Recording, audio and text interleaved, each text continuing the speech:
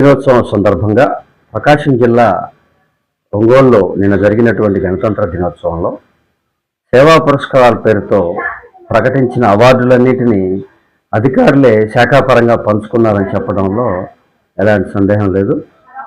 దీంట్లో సేవ అనే భావాన్ని లోపించి సేవ చేయని వ్యక్తులు కూడా ఈరోజు చాలామంది ప్రజల్ని ఇబ్బంది పెడుతూ శాఖాపరంగా వారి విధి నిర్వహణలో అత్యంతంగా ప్రజల్ని ఇబ్బంది పెడుతున్న వాళ్ళు కూడా ఈరోజు అవార్డు తీసుకోవడంలో ప్రజలు చూసి ముక్కన వేలేసుకుంటున్న సందర్భం ఉన్నారు.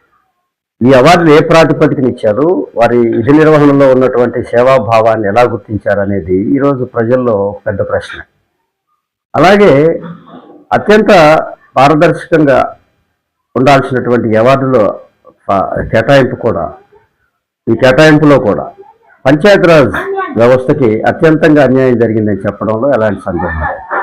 దీనికి కారకులైనటువంటి జిల్లా పంచాయతీ అధికారి, జిల్లా పరిషత్ ముఖ్య కార్యనిర్వహణ అధికారి వారి నిర్లక్ష్యమే దీనికి కారణంగా మనం చెప్పాలి. గ్రామ పంచాయతీ వ్యవస్థ ఈరోజు ప్రభుత్వ కార్యక్రమాలన్నింటినీ అమలు చేసే విధానంలో గ్రామాల్లో పనిచేస్తూ ఉంది.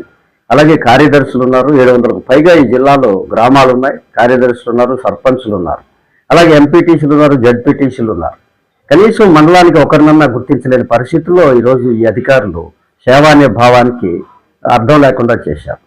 జీతం తీసుకుంటూ సేవ చేస్తున్నామంటున్న వాళ్ళు స్వచ్ఛందంగా చేస్తున్న అనేక మంది వ్యవస్థలను ఈరోజు అపహాస్యం చేశారని చెప్పవచ్చు.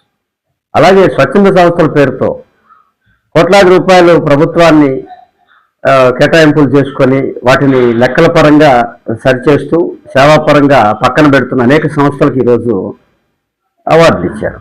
అలాగే మాలాంటి పర్యావరణ పరిరక్షణ సంస్థ స్వచ్ఛందంగా మా జేబులో డబ్బులు పెట్టి మేము గత 15 ఏళ్ళుగా పనిచేస్తుంటే మేము దరఖాస్తు చేసుకున్నా కూడా దీన్ని పరిశీలించని జిల్లా యంత్రాంగం అత్యంత నిర్లక్ష్యం. ఇలాంటి అధికారుల అవార్డుల పంపిణీ ఇది అపహాస్యంగా మనం భావించాలి. అలాగే సర్పంచులుగా అనేక మంది వాళ్ళ సేవా కార్యక్రమాలని డిపిఓ ద్వారా కలెక్టర్ గారికి సమర్పించారు. వారి సేవా కార్యక్రమాలని ఒక బుక్లెట్లో వాళ్ళకి సమర్పిస్తూ, ఏంటండి వీళ్ళు ఇచ్చేది, ఏమైనా నగదు ఏమన్నా ఇస్తారా, పద్మశ్రీలు ఇస్తారా, లేకపోతే పద్మవిభూషణలు ఇస్తారా?